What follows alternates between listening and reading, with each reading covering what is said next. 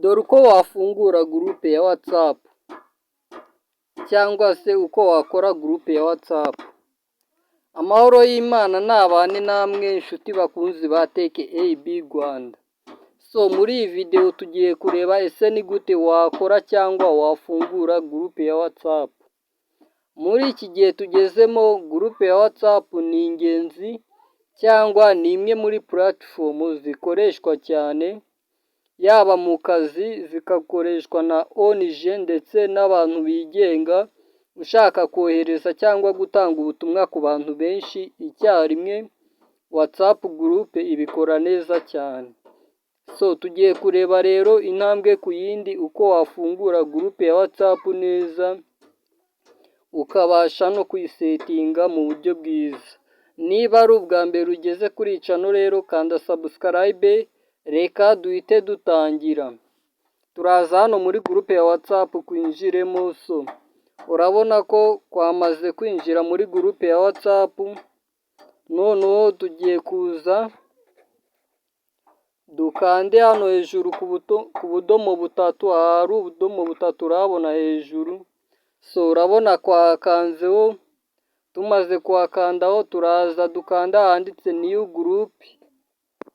New group, ngira ngo urabibona tumaze gukanda kuri new group. Niba ari ubwa mbere ugeze kuri iyi channel, hita ukanda subscribe kandi unasangize inshuti zawe. Turaza tugahita duhitamo nimero twifuza gushyira muri gurupe.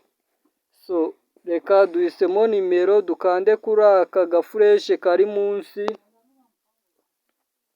Ngira ngo urabibona ubu gurupe yacu tugiye kuyikora. Turaza dushyiremo gurupe name. Gurupe name wenda reka kwandikemo ngo TKAB,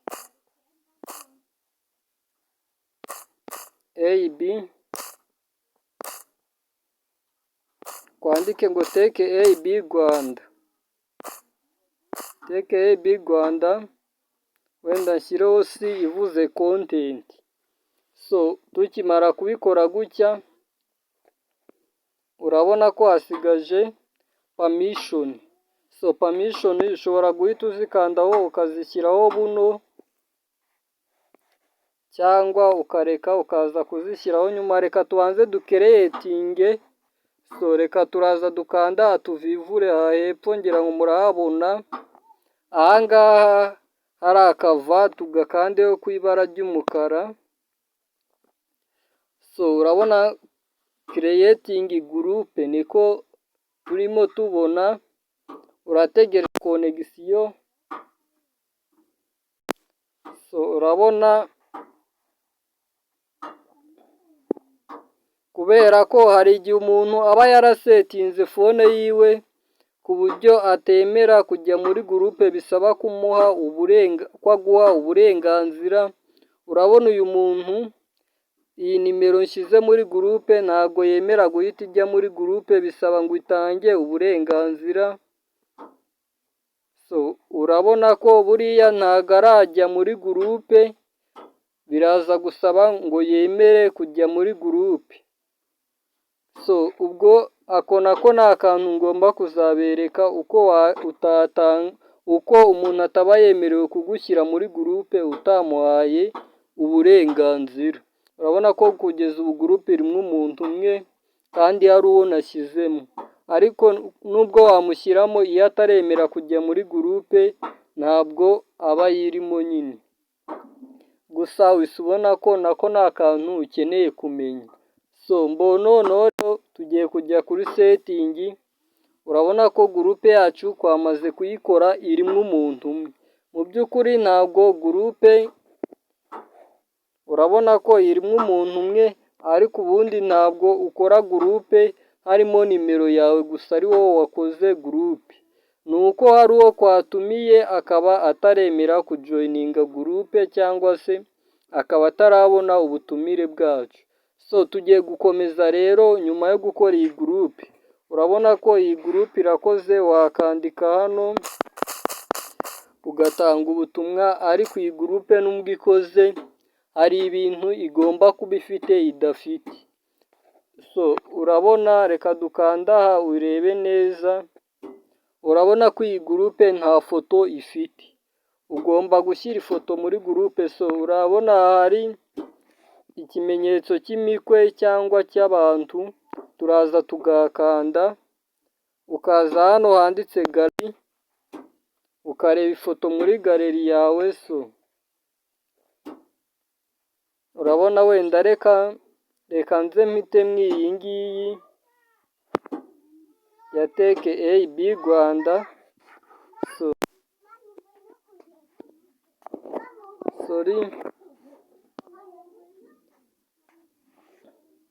Gurupe yacu dushyireho ifoto. So urabona mpfuye gushyiraho ifoto, ntago nigeze ngereranya, ntago igiyeho neza, ntabwo bihura neza, ariko ushyiraho ifoto ijyanye,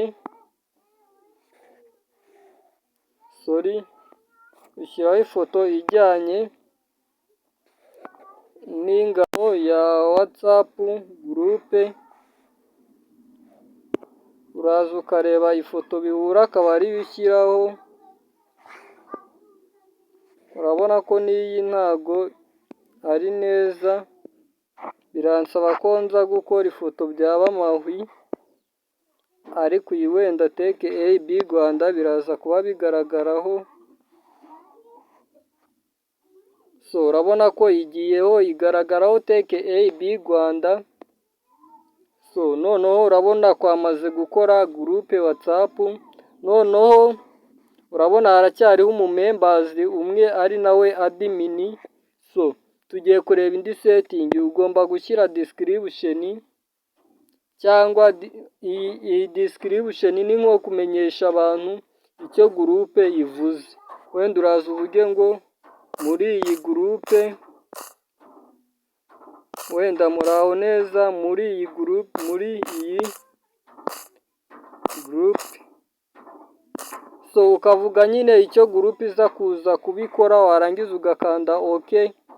Ubu ngubu description uyikoze, urabona ngo haranditse muraho muri iyi gurupe. So urabona noneho ufite umwanya nyine wakandika description yuzuye.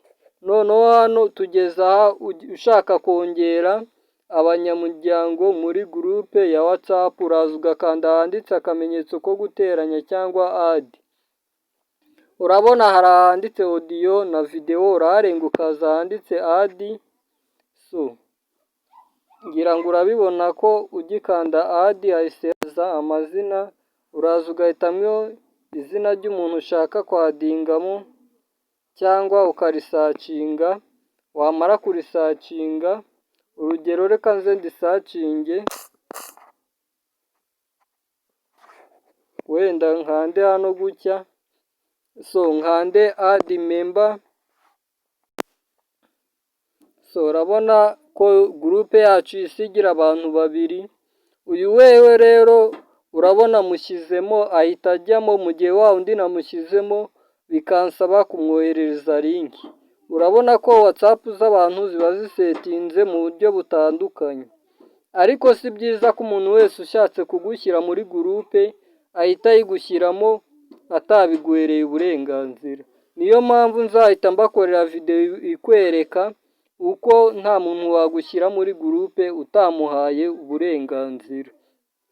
Noneho tugiye gukomeza na setting, tuvuye ku kongera abantu muri gurupe. So aha ni notification cyangwa amamenyesha. Ahangaha ntago turi bitindeho, ugomba wanabireka uko bisetinze. So ahubwo reka tuze ahantu kuri setting permission, niho hari izingiro rya byose. So turaza dukanda ahanditse ngo groupe permission, dukandeho. So urabona haranditse ngo, urabona hariho izina rya gurupe, hakaza member kani. So ahangaha hambere uba ugomba kuhafunga, kubera ko haravuze ngo buri muntu wese uri muri gurupe yemerewe guhindura kuri gurupe, akaba yashyiraho ifoto ashatse, amazina ashaka. Ariko iyo ari gurupe y'akazi cyangwa n'indi gurupe washyizeho ku mpamvu runaka, aka uragafunga.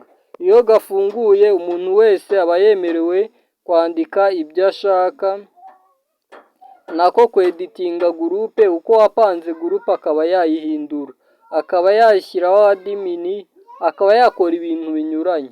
Ariko nitugafunga gutya, adimini niwe wenyine ushobora kweditinga ibintu muri gurupe. Noneho rero kohereza mesaje, hari gurupe mujya mubona ugasanga abantu bari muri gurupe ntabwo bemerewe kohereza mesaje, baba baje bagafunga aka kantu. Gafunguye abantu baba bemerewe kohereza mesaje. Buretse dusubire inyuma urebe uko gurupe, reka dukomeze na permission kugira ngo video itaza kuba ndende, ariko nari maze kubabwira ko gufunga aka wimye abari muri gurupe gutanga mesaje.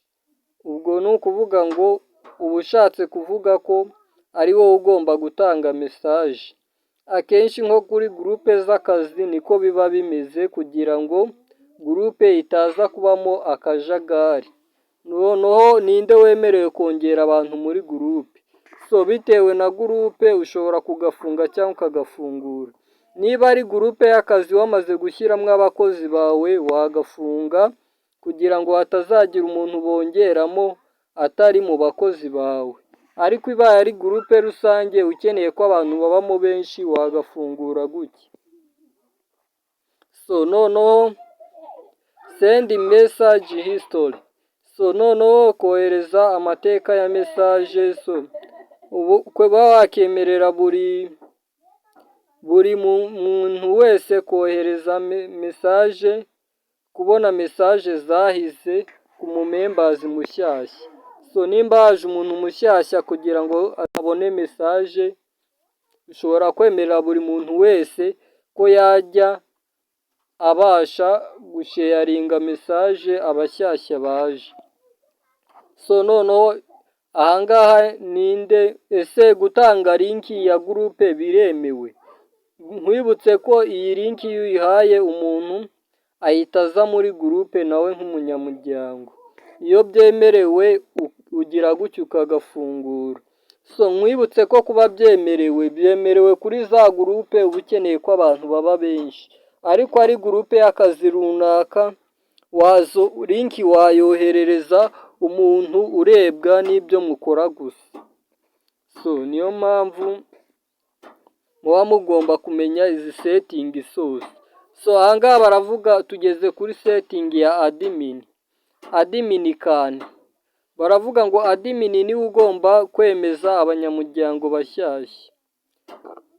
Ni ukuvuga ngo iyo ugafunguye, umuyobozi wa gurupe wenyine niwe uba wemerewe kwemeza abantu bashyashya. Ni ukuvuga ngo ahangaha baguhaye linki hano, gafunguye gutya bakaguha linki, wayijoyininga noneho bikaza kwemezwa na admin. Aka nako kongeramo umunyamuryango mushya cyangwa add other members, bakwishyizemo admin niwe wabyemeza igihe kazaba gafunguye gutya. Ariko gutya kadafunguye, umuntu wese ujoyininze gurupe ahita aba umunyamuryango wa gurupe nta zindi mpaka zibayeho. Mbwira nimba tugeze kuri uyu munota turi kumwe muri comment, mbwira ati ndahari. Noneho rero tugiye guhita dukurikizaho indi setting ahangaha, edit group admin. Ahangaha ni ukuvuga ngo ushobora guhindura umuyobozi wa gurupe cyangwa ukongeramo abandi bakaba baba benshi. Ba admin bashobora kuba benshi. Reka tuze tugakandeho nako turebe uko bikorwa. Ushobora kuba ukeneye kongera uyu muntu ngo nawe abe admin, urakanda hano gutya ugakanda kuri nimero ye ugakanda. Urabona ko kwa updatinze admin, urabona ko uyu abaye admin. Urabona ko nawe abashije kuba yaba admin. ngira ngo murabibonye. Uku niko ushobora kuba wasetinga WhatsApp gurupe yawe. So ngira ngo murabibona ko WhatsApp yacu gurupe ushaka kuyivamo waza ugakanda exist in group, so ugakanda exist. So ariko hano ntago dushaka kuva muri gurupe, yari ukubereka. Urabona ko ba admin babaye babiri, hari nimero yakoze gurupe ariyo yiyi ibanza, hakaza n'iyi ya kabiri nayo nayigize admin. Baba ni 10 bitewe n'akazi ka gurupe. So ngira ngo murabibona, iyi nimero ya kabiri tugize admin ni wa muntu kwari kwahaye linki yayijoyininze. Ngira ngo urabibona aya setting yose kwahinduye. So ngira ngo urabibona kugeza ubu uko gurupe yacu imeze. Ngira ngo urayibona nuku nguku imeze rwose. Urabona hano bari kutubwira ngo uyu muntu yinjiye akoresheje linki. Ni wa wundi kwahaye linki mwitangira yinjiye akoresheje linki.